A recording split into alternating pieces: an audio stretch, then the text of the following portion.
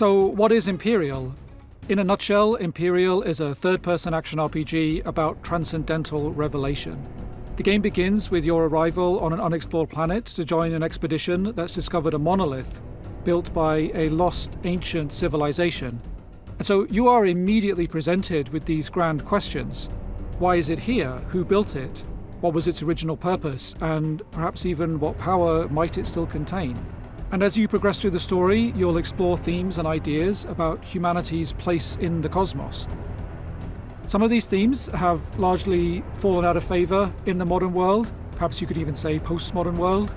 Things like duty, sacrifice, a tragic view of life, a sense of civilizational impetus, the idea that humanity is on a journey through history and that there is a meaning and purpose to that. And so as you uncover what this ancient civilization managed to achieve, the question you have to consider is whether this still has relevance to the modern world. Despite all of its technological advancements, has the modern world forgotten some things that are important to humanity's story?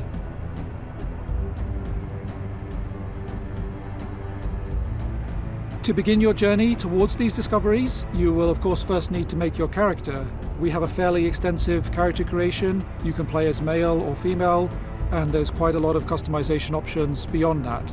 When you're happy with how you look, then you select a background. So this is not a hugely important decision, honestly, because the equipment that you get as part of the background you choose is going to be replaced as you play the game, but it does give you a little bit of flavor to begin the game with.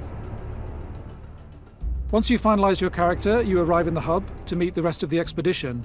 Each member of the expedition has their own personal questline. All of these questlines have multiple endings, and it's even possible to fail them entirely. These quests each explore a different facet of the human condition, and this is based on the ideals of the individual themselves, the challenges they faced, and what they hope to ultimately achieve. But again, all revolving around this incredible discovery that the expedition has made.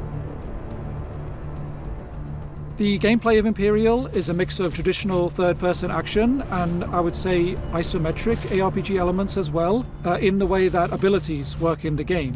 The first thing to take note of is which weapon archetype you want to use, as this will have a big effect on your overall playstyle.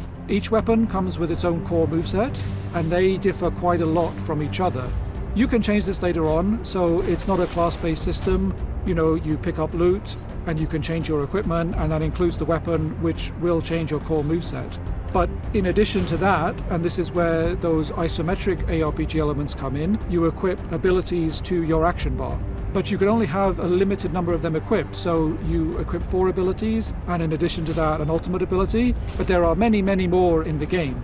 Choosing what abilities you like is a big part of making your build. Other aspects of character progression and making your build is of course finding new equipment, which is the main way to increase your stats or gain new stats. So there is a strong RPG aspect to the gameplay, but there are skill-based elements as well. You can do perfectly timed attacks, deflects, parries, and even some abilities have extra effects if they are perfectly timed. One of the most important and unique features of the game is something that we call cartograms. Cartograms are the levels that you play in the game, and you can almost think of these as a blueprint for some of the aspects that you're encountering in a level. I want to highlight that we don't do procedural level design. We do the level design by hand because we wanted to create all sorts of interesting details, shortcuts, hidden nooks and crannies, and things like that. But what enemies you face, what loot you can find, how many lives you get, what element you'll need a matching resistance to, all of these things and several more are randomly generated. So while the overall level layout is fixed, there'll be many ways in which each level is different depending on the attributes of the cartogram you're using to access it.